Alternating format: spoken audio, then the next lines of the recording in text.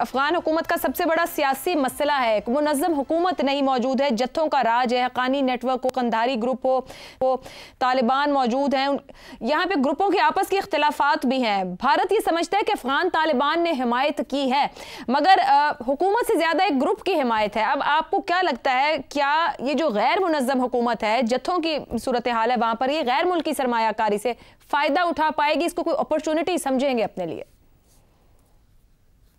यही वो सवाल है जो अफगानों को अपने आप से पूछना चाहिए और हमें उनको कहना चाहिए कि तू अगर मेरा नहीं बनता ना बन, अपना तो बन।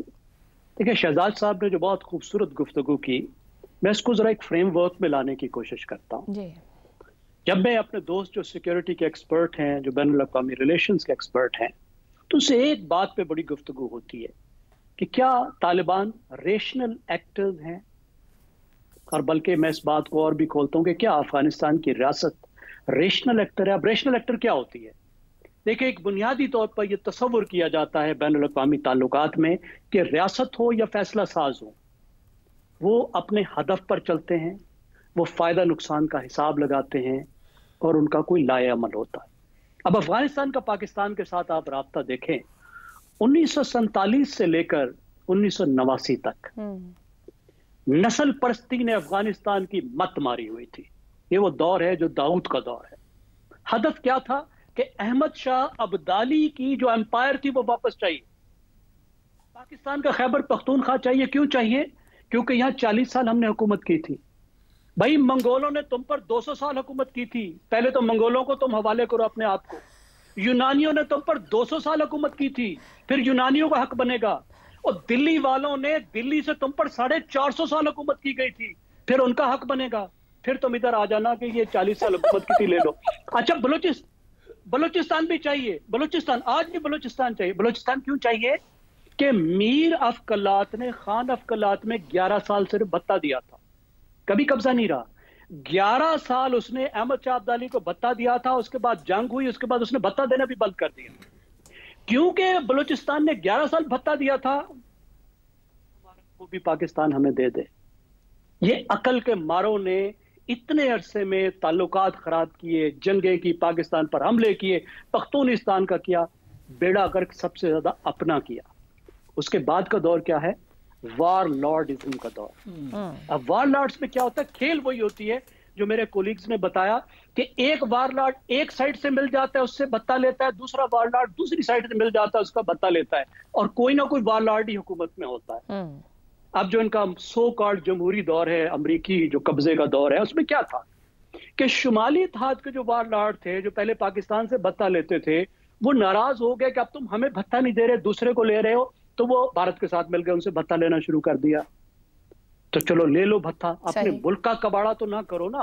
भारत पाकिस्तान की जंग में कूद के पाकिस्तान को एनसर्कल करके पाकिस्तान को मजबूर तो ना करो ना कि फिर पाकिस्तान किसी और की मदद करे। ये वो चीज है जो उन्हें देखनी है।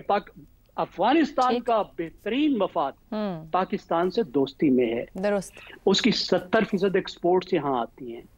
उसका ऐसा रास्ता है जो बंद हो जाए तो उसकी सांस बंद हो जाती है। ठीक हो गया। उसके यहाँ से रिश्ते हैं, लेकिन ये भत्तागिरी से अगर निकलेंगे, अपने कौमी मफाद को देखेंगे, हमारे मफाद को नहीं, अपने कौमी मफाद को देखेंगे तो इस पूरे रीजन का फायदा है, और अफगानिस्तान का भी। इफ्तिखार साहब, ये जो गैर मुनज़्ज़म निज़ाम है अफगानिस्तान में, अगर अब जिसे कहा कि भत्ता लेना बंद करें, इन्वेस्टमेंट और सरमायाकारी के जरिए ही आप खुद इसको एक अपॉर्चुनिटी समझ के अपने आप को बिल्ड करने की तरफ और तामीर की तरफ नहीं ले जा सकते? उनको मौका दिया जा रहा है। ये जो मीटिंग हुई चाइना, पाकिस्तान और अफगानिस्तान के दरमियान, एक मौका है, इसका फ़ायदा उठा लें तो अच्छा है। और हमने उन पे वाज़े कर दिया है कि आपकी ज़मीन हमारे ख़िलाफ़ इस्तेमाल हो रही है, ये आपका काम है। दोहा में जो मुज़ाकरात हुए कि ये आप ऐसा नहीं होने देंगे, उन्होंने वादा तो किया है, लेकिन ये भत्ताखोरी की आदत है जो बहुत पुरानी है और जिसकी तारीख़ के बारे में ज़ैगम ने बहुत तफसील से आगाह किया, और मैंने नोट भी किया है कि ये तो जो बलूचिस्तान के कल्लात के बादशाह से उनसे भी भत्ता लेते रहे हैं, तो बड़े माहिर हैं कि अपनी टेरिटरी से बाहर जाके भी भत्ता लेने के आदी हैं।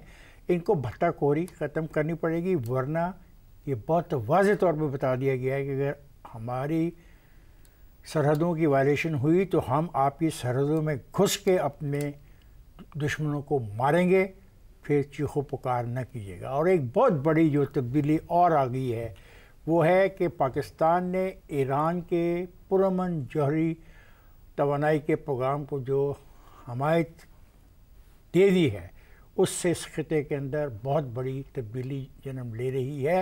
अफगानिस्तान वालों को समझ लेना चाहिए, अब मजाक नहीं है कि भत्ता ले लेके हमें तंग करो।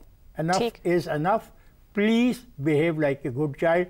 तुम्हारी कानों में से सोना भी ले रहा है चाइना, तांबा भी ले रहा है, तुम कारोबार भी करना चाहती हो, तुम कॉटन भी उगा रहे हो, तो अच्छे बच्चों की तरह बिहेव करो। शायद तुम्हारे गरीबों की किस्मत बदल जाए जो देहातों में रहते हैं, जिनको तुमने हर चीज़ से महरूम रखा हुआ है। गुफ्तगू कंक्लूड करेंगे, अफगान तालिबान है या फिर ग्रुप्स मौजूद हैं, ये उन्हें सोचना और फैसला करना है कि अपने लोगों के लिए, अपने मुल्क के लिए, उन्हें तरक्की और खुशहाली दिलाने के लिए उन्होंने फ़ायदा कैसे उठाना है। इस मिलने वाले मौके से